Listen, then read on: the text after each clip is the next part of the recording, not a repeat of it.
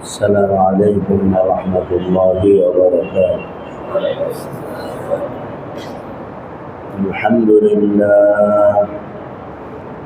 الحمد لله نحمده ونستعينه ونستغفره ونؤمن به ونتوكل عليه ونعوذ بالله من شرور أنفسنا ومن سيئات أعمالنا.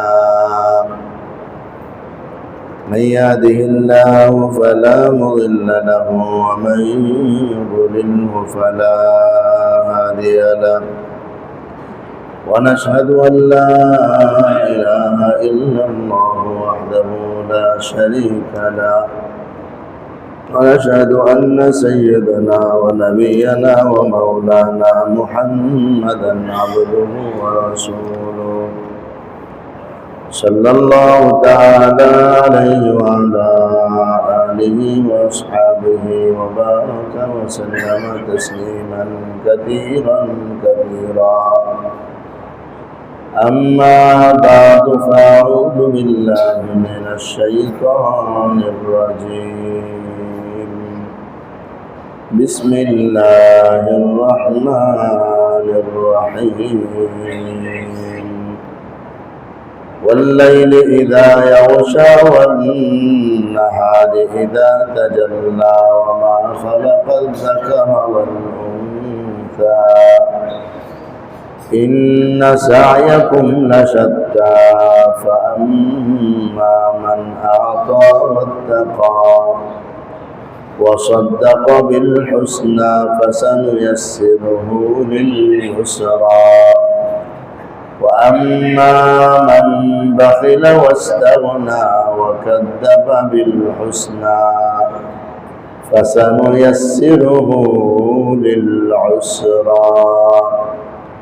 آمنت بالله صدق الله مولانا العظيم، وصدق رسوله النبي الأمي الكريم، ونحن على ذلك لمن الشاهدين والشاكرين، والحمد لله رب العالمين.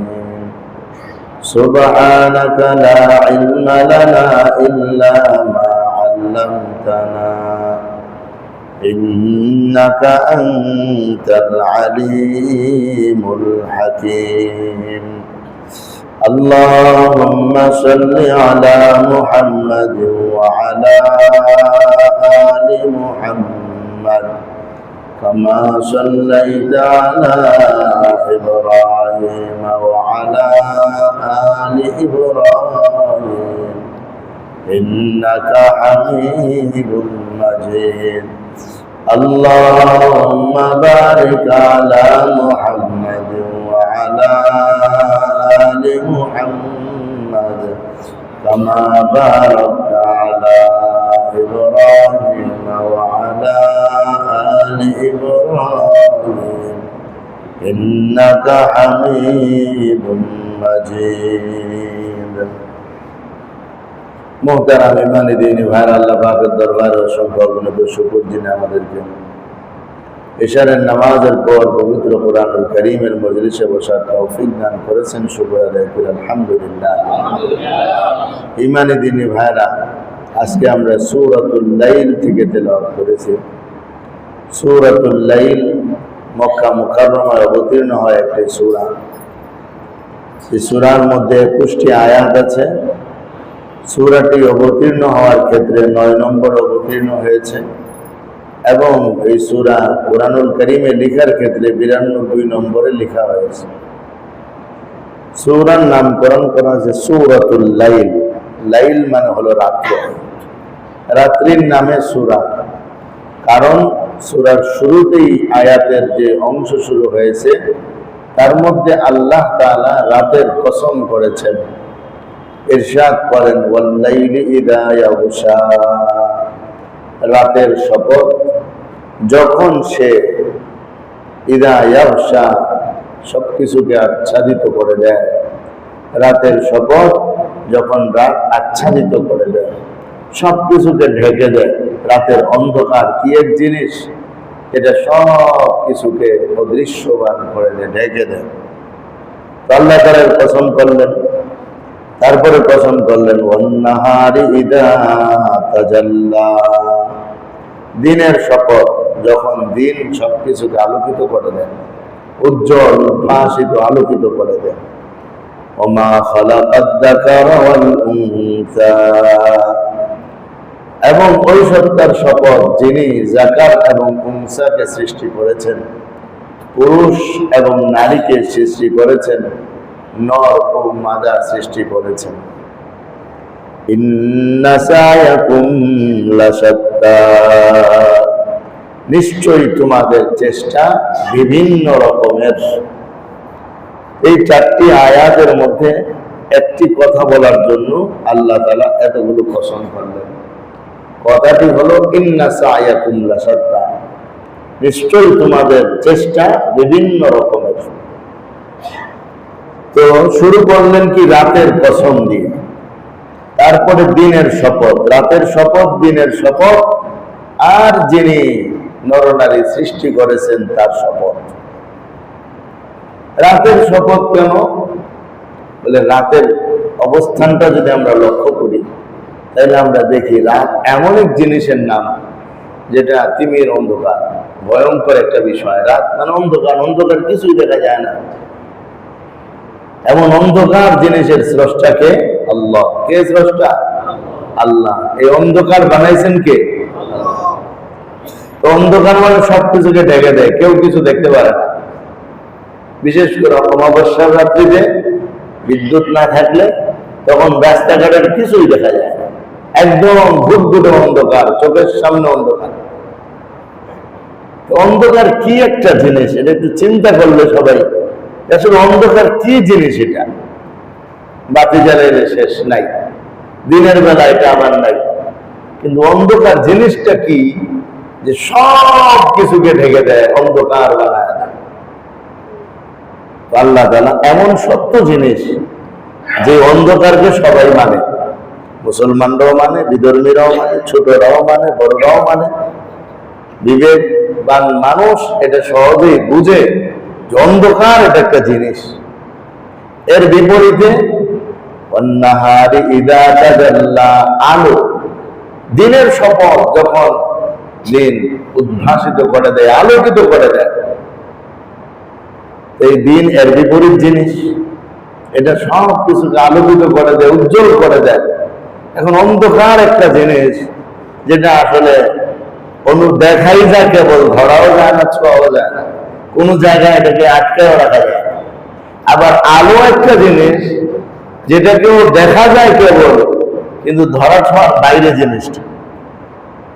পানি একটা জিনিস যেটাকে ধরা যায়, দেখাও যায়, কিন্তু এটার অস্তিত্বটা যেন আমাদের হাতের মুঠে, কিন্তু এটাকে অনুভব করা যায় না খুব ভালো করে, হৃদয়ঙ্গম করা যায় না। মাটিকে যেমন করা যায়, পানিকে তেমন করা যায়। তো পানি যতটুকু তীক্ষ্ণ, এর চেয়েও বেশি তীক্ষ্ণ হলো আলো, এর চেয়ে বেশি তীক্ষ্ণ অন্ধকার। অথচ দেখেন এই আল্লাহ আলো সৃষ্টি করলেন, অন্ধকার সৃষ্টি করলেন, দুইটা পরস্পর বিপরীত জিনিস, দুইটা শুধু দেখাই যায় কিন্তু তার কোন অস্তিত্ব আমাদের সামনে তুলে ধরা যায়। আলোর তো কোন অস্তিত্বই তুলে ধরা যাচ্ছে না। আল্লাহ তাআলা বুঝাইলেন যে দুইটা সময় আমি তোমাদেরকে দিলাম, একটা হলো রাতের অন্ধকার, আর একটা হলো দিনের আলো। আর রাতের অন্ধকারেও তোমরা কিছু কাজ করো, দিনের আলোকেও তোমরা কিছু কাজ করো। কারা কাজ করে? ওই তাদের কসম করলেন, ওমা খালাকাজ যাকারা ওয়াল উনসা, এবং যিনি যাকার আর উনসা সৃষ্টি করলেন, নর এবং নারী সৃষ্টি করলেন, পুরুষ এবং মহিলা সৃষ্টি করলেন, ওই সত্তার শপথ। অথবা সৃষ্ট জিনিসের যে জিনিসটা তিনি সৃষ্টি করলেন ওইটার শপথ।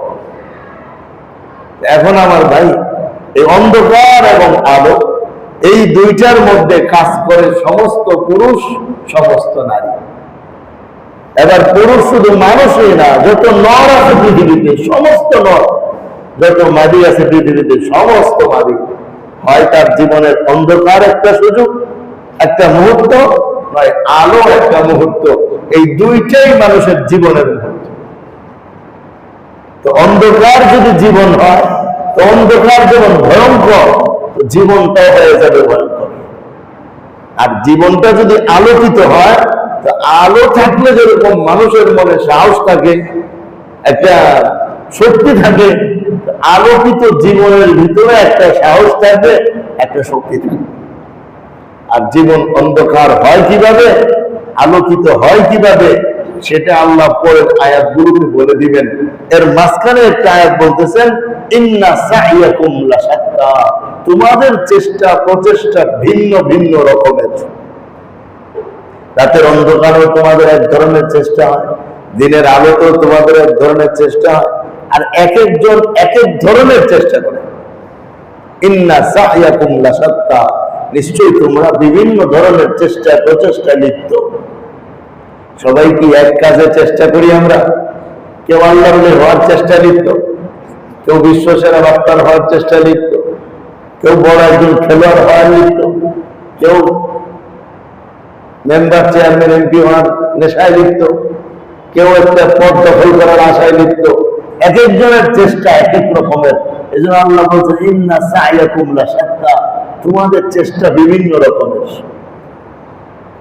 চেষ্টা বিভিন্ন রকমের, কোন চেষ্টা রাতের বেলা, কোন চেষ্টা দিনের বেলা। তবে কে চেষ্টায় সফল, কে চেষ্টায় বিফল, এটা পরের আয়াতে আল্লাহ ইরশাদ করেন। তিনটা করে গুণ বয়ান করে দিচ্ছেন। সফলতারও 3টা গুণ, বিফলতারও 3টা গুণ। এখন এই 3টা গুণ যেন আমাদের মধ্যে আসে, 3টা গুণ থেকে যেন আমরা বেঁচে থাকতে পারি, 3টা গুণ অর্জন করতে হবে, 3টা দোষ ছাড়তে হবে। কয়টা ভাই? 3টা গুণ। এখন আল্লাহ তাআলা ইরশাদ করেন, ফাম্মা মান আতা ওয়াত্তাকা ওয়া সাদ্দাকা বিল হুসনা ফাসানুয়াসসিরুহু লিল ইউসরা। রব্বে কারীম ইরশাদ করেন, সুতরাং যে ব্যক্তি আতা মানে দেয়, দান করে, ওয়াত্তাকা আল্লাহকে ভয় করে, ওয়া সাদ্দাকা বিল হুসনা সত্য বিষয়কে সত্যায়ন করে, উত্তম জিনিসকে সত্যায়ন করে। এই 3টা গুণ। একটা হলো আতা দেওয়ার গুণ, 2 নম্বরে হলো তাকওয়া আল্লাহকে ভয় করার গুণ, আর 3 নম্বরে হলো সাদ্দাকা বিল হুসনা উত্তম বিষয়কে সত্যায়ন করার গুণ। কয়টা গুণ লাগবে? 3টা গুণ। আতা দেওয়া, দান করা। কি দান? দানের মধ্যে নফল দান আছে, ফরজ দান আছে। সাদাকা নফল আছে, ফরজ আছে। যাকাত দেওয়া, এরপরে যা আছে, এরপরে নফল দান খয়রাতে করতে থাকা, এইগুলো একটা গুণ যে ব্যক্তি আতা দান করে। 2 নম্বরে তাকওয়া, ওয়াত্তাকা আল্লাহকে ভয় করে, আল্লাহর ভয় দিলের ভিতরে যে লালন করে। 3 নম্বরে ওয়াসাদ্দাকা বিল হুসনা উত্তম কথাকে সত্যায়ন করে, মাইনা নেয়। সত্য বিষয় আপনার আমার সামনে প্রকাশিত হয়েছে, দলিল প্রমাণ দিয়ে প্রমাণ, তারপরেও যে মানে না, সে কিন্তু আর এই পজিশনে আসতে পারে না। তাহলে গুণ কয়টা লাগে? 1 নম্বরে হলো দান করা, 2 নম্বরে হলো তাকওয়া অবলম্বন করা, 3 নম্বরে গুণ সত্যায়ন করা। কি সত্যায়ন করতে হবে? সত্য বিষয়কে, হুসনা বিষয়কে, উত্তম বিষয়কে সত্যায়ন করতে হবে। এই 3টা গুণ যার ভিতরে পাওয়া যাবে, আল্লাহ রাব্বুল আলামিন তার ব্যাপারে বলেন, ফাসানুয়াসসিরুহু লিল ইউসরা, আমি তার জন্য জান্নাতের পথ সহজ করে দেব। ইন্না সাইয়াকুম লাশাত্তা, তোমাদের চেষ্টা কিন্তু বিভিন্ন বিষয় হয়, সুতরাং চেষ্টা করতে হবে 3টা গুণ হাসিল করার জন্য। দান করার গুণ, আল্লাহকে ভয় করার গুণ, সত্য বিষয়কে মেনে নেওয়ার গুণ। এই 3টা গুণ যার ভিতরে আসবে, আল্লাহ তাআলা তার জন্য জান্নাতের পথকে সহজ করে দেবেন। ফলে দিনের সমস্ত কাজ তার কাছে ভালো লাগবে, নামাজ পড়তে ভালো লাগবে, ইবাদত করতে ভালো লাগবে, মনের ভিতরে দিনের কাজের শান্তি চলে আসবে, যদি এই 3টা গুণ আমি আপনি হাসিল করতে পারি। আল্লাহ কাজ সহজ করে দিবেন। ফাসানুয়াসসিরুহু, আল্লাহ বলেন আমি অবশ্যই উহাকে, আমি অবশ্যই সহজ করে দেব, লিল ইউসরা সহজ বিষয়কে, অর্থাৎ জান্নাতে যাওয়ার আমলকে আমি তার জন্য সহজ করে দেব। এর বিপরীত গুণগুলো কি আছে? ওয়াম্মা মান বাখিলা ওয়াস্তাগনা ওয়া কাদ্দাবা বিল হুসনা ফাসানুয়াসসিরুহু লিল উসরা। তবে মান বাখিলা, যে কৃপণতা করবে, এর বিপরীত দান ছিল, এর বিপরীতে কি আসছে? কৃপণতা করবে। 2 নম্বরে ওয়াস্তাগনা, এবং নিজেকে স্বয়ং সম্পূর্ণ মনে করবে। আগেরটার মধ্যে ছিল তাকওয়া, আল্লাহকে ভয় করবে। এখন হলো সে আল্লাহকে ভয় করে না, বরং নিজের কি মনে করে? স্বয়ং সম্পূর্ণ। আমি কিসের ব্যাপার ভয় করবো তাকে, আমি আমার মন মতো চলবো। এইভাবে নিজেকে সে স্বয়ং সম্পূর্ণ মনে করে। ওয়াকাজ্জাবা বিল হুসনা, সত্যকে মিথ্যা প্রতিপন্ন করে। যখনই সত্য তার সামনে আসে সে মিথ্যা কথা। এই কি ভিডিও করতেছেন? ভিডিও করার দরকার নেই, শুনে মনোযোগ দিয়ে, হ্যাঁ মনোযোগ দিয়ে শুনলে ভালো, দরকার নেই। অনেক বয়ান ভিডিও পাওয়া যায়, ওইগুলোই শুনেন। এটা মনোযোগ দিয়ে শুনে দিলের ভিতরে নেওয়ার চেষ্টা করলে ভালো হবে ইনশাআল্লাহ। আল্লাহ তৌফিক দান করে। আম্মা মান বাখিলা ওয়াস্তাগনা, এক নম্বরে কি করা হয়? কৃপণতা করা। 2 নম্বরে ওয়াস্তাগনা, সেটার অর্থ হলো যে নিজেকে স্বয়ং সম্পূর্ণ মনে করা। আর 3 নম্বরে কি?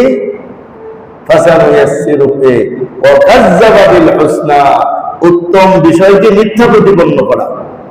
সত্য আছে না, এটা মানি না, এটা মিথ্যা কথা বলছেন। কি জন্য মানেন না?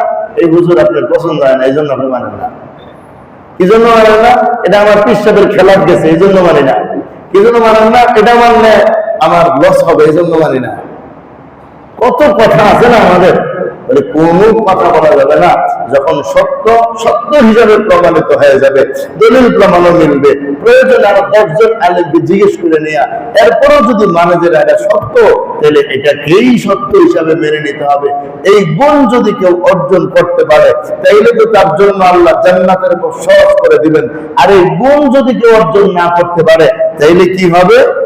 ফাসানুয়াসসিরুহু লিল উসরা, তার জন্য আমি কঠিন পথকে সহজ করে দেব। কোন পথ সহজ করে দিবেন? কঠিন পথ, আযাবের পথ, কষ্টের পথকে আল্লাহ সহজ করে দিবেন। ফলে সমস্ত গুনার কাজ তার কাছে ভালো লাগবে। যেটা কঠিন ছিল এটা তার কাছে সহজ হয়ে গেছে, গুনাহ করতে ভালো লাগছে, সমস্ত নাফরমানি করতে তার কাছে ভালো লাগে। তাহলে একজনের কাছে একই মানুষ, তার কাছে নামাজ পড়তে ভালো লাগে, আরেকজনের কাছে নামাজ ছাড়তে ভালো লাগে। একজনের কাছে কোরআন পড়তে ভালো লাগে, আরেকজনের কাছে গান শুনতে ভালো লাগে। দুজনের ভালো লাগে বিদায়িত করে, এমন কোরআন করলে মজা পাই। এই জন্য আল্লাহওয়ালা আল্লাহর কাজ করে, শয়তানওয়ালা শয়তানের কাজ করে। তাহলে ভালো লাগাটা যে হচ্ছে, এই ভালো লাগাটা আল্লাহই ভালো লাগা দিয়েছেন। কারণ ওই 3টা দোষে সে দোষী, আর ওই জায়গায় ভালো লাগাটা আল্লাহই লাগাই দিয়েছেন, কারণ সে 3টা গুণে গুণী। এলে যদি আমরা ভালো হইতে চাই, এলে আল্লাহ তো আমাদের নামে লিখে রাখছে, কিন্তু আমাদেরকেও একটা অপশন দিয়ে দিছে। হাদিস শরীফের মধ্যে আছে, আল্লাহ নবী সাল্লাল্লাহু আলাইহি ওয়াসাল্লাম একদিন বললেন, তোমরা যার যার মতো আমল করতে থাকো। আরেক হাদিসের মধ্যে শুনাই দিয়েছেন, তাকদীরে আল্লাহ সব লিখে রাখছে। এক সাহাবী বলতেছে, ইয়া রাসূলুল্লাহ, তাকদীরে যদি সব লেখাই থাকে, তাইলে আর আমাদের আমল করার দরকার কি? বুঝে দেখি আমরা তাকদীরের উপর নির্ভর করে। তখন আল্লাহ নবী আয়াতগুলো পড়ে তাকে শুনাইছেন, যে ব্যক্তি 3টা গুণ অর্জন করবে, তার জন্য জান্নাতের পথকে আল্লাহ সহজ করে দিবেন। আর যে 3 পথের উল্টা চলবে, তার জন্য আল্লাহ জাহান্নামের পথকে সহজ করে দিবেন। যে 3টা গুণে গুণান্বিত হবে, তার জন্য জান্নাতের পথ সহজ হবে, জাহান্নামের পথ কঠিন হবে। আর যে ব্যক্তি 3 দোষে দোষী হবে, তার জন্য জাহান্নামের পথ সহজ হবে, জান্নাতের পথ কঠিন হবে। তাকদীরে আল্লাহ কি লেখা রাখছেন, ওটা কি আমারে আপনারা বইলা দিয়েছেন? আল্লাহ জানায় দিয়েছেন কাউকে? কাউকে আল্লাহ জানায় দেন নাই। আল্লাহ বহুত বড় আলিম, সব আল্লাহ জানেন। আল্লাহ তার জানা মোতাবেক আল্লাহ লেখা রাখছেন। এটা আল্লাহর লেখা, আল্লাহর কাছেই আছে, আমাকেও দেয় নাই, আমার বাবা মার কাছেও পাঠায় নাই, আমার ব্যাপারে কাউকে জানায় নাই। কুরআনুল কারীম আমাকে জানায় দিয়েছে, বান্দা তুমি যদি তিনটা গুণ অর্জন করতে পারো, জান্নাতে চলার পথ আমি সহজ করে দেব, জাহান্নামের পথ তোমার জন্য কঠিন করে দেব, ইবাদত করতে মজাই লাগবে, গুনাহ করলে দিলের ভিতরে প্রভাব তৈরি হবে। আর যদি এই গুণগুলো অর্জন না করা, তিনটা দোষে তুমি দোষী হয়ে যাও, তাহলে জাহান্নামের পথ তোমার কাছে সহজ হয়ে যাবে, জান্নাতের পথ কঠিন হয়ে যাবে। তাকদীরের জায়গায় তাকদীর থাকুক। আমাদের বিশ্বাস এটা যে আল্লাহ অনেক বড় জ্ঞানী, আল্লাহ আল্লাহর জ্ঞান মোতাবেক লেখা আল্লাহর কাছে রেখে দিচ্ছেন, আমাদেরকে ওটা বলে দেন নাই। সুতরাং আমি আমার জায়গা থেকে চেষ্টা চালায় যাইতে হবে, আমি আমার জায়গা থেকে চেষ্টা চালায় যাইতে হবে। এই তিনটা দোষ থেকে বাইচা তিনটা গুণ আমার আপনার ভিতরে নিয়ে আসতে হবে। তো গুণটির নাম কি? এক নম্বরে কি বলেন ভাই? এক নম্বরে হলো দান। বলেন না, এক নম্বরে কিসের গুণ? দানের গুণ। প্রতিদিন যেন একটু একটু হলেও দান করা হয়, এমন দিন যেন না যায় যে দান করা হয় নাই। প্রতিদিন যেন সাধ্য অনুযায়ী কিছু না কিছু হলেও দান যেন করা হয়। মুফতি তাকি উসমানী দামত বরকাতুহু, ওনার আব্বা মুফতি শফি রহমতুল্লাহ আলাইহির সাথে একবার গাড়িতে যাচ্ছিলেন। তো গাড়ির মধ্যে তো ভিক্ষুকরা আসে, ভিক্ষুক আসছে, আওয়াজ দিচ্ছে। মুফতি সাহেব টাকা বের করে ফকিরকে দিচ্ছেন। ওনার ছেলে মুফতি তাকি উসমানী সাহেব জোয়ান মানুষ, বয়স কত কম, জিজ্ঞেস করেন, আপনার আব্বা আপনি তো কাজটা ঠিক করলেন না, নাজায়েজ কাজ করলেন। ছেলে বাপকে ফতুয়া দিতেছে যে আব্বা আপনি তো নাজায়েজ কাজ করলেন। কেন বাবা, কি অপরাধ করলাম আমি? সুস্থ সবল লোকটাকে আপনি ভিক্ষা দিলেন কেন? সে তো কাজ করে খেতে পারত। এরকম সুস্থ সবল একটা লোককে আপনি ভিক্ষা দিলেন, অর্থ ভিক্ষা করারও যোগ্যতা হয় নাই, ওটারও তো যোগ্যতা লাগে। মুফতি শফি রহমতুল্লাহ আলাইহি ছেলের কথা শুই না চিন্তা করলেন কিভাবে তাকে বোঝানো যায়। এখন তিনি বললেন যে বাবা, আমারে আর তোমারে আল্লাহ টাকা দিল, গাড়িতে উঠাইলো, আমি আর তুমি কি গাড়িতে উঠার উপযুক্ত ছিলাম? আমরা কোন যোগ্যতার বলে গাড়ি পাইলাম? তখন ছেলে বলছে এটা তো আল্লাহর দয়া। এই শুকরিয়া আদায় করো যে তোমার উপরে আল্লাহ দয়া করে গাড়ি দিয়ে চড়াইতেছে, ওই বেচারার উপরে এই দয়াটা হয় নাই, ফলে তোমার কাছে হাত পাচ্ছে, তুমি শুকরিয়া আদায় করে দিয়ে দাও না আল্লাহ। ছেলে কাজে না, ঠিক আছে। এরপরে থেকে বুঝে আসছে যে আসলে ভিক্ষুক যদি আমার কাছে ভিক্ষা করে, এই কথার শুকর আদায় করে হ্যাঁ আমার যে হাত পাতা লাগে নাই, আমার যে হাত পাতা লাগে নাই, এজন্য 2 টাকা দিলেও তো সে নেয়। আল্লাহ কি পারতেন না আমার জায়গায় তাকে, তার জায়গায় আমাকে দাঁড় করাই দেন? কিন্তু আল্লাহ তো সেটা করেন নাই।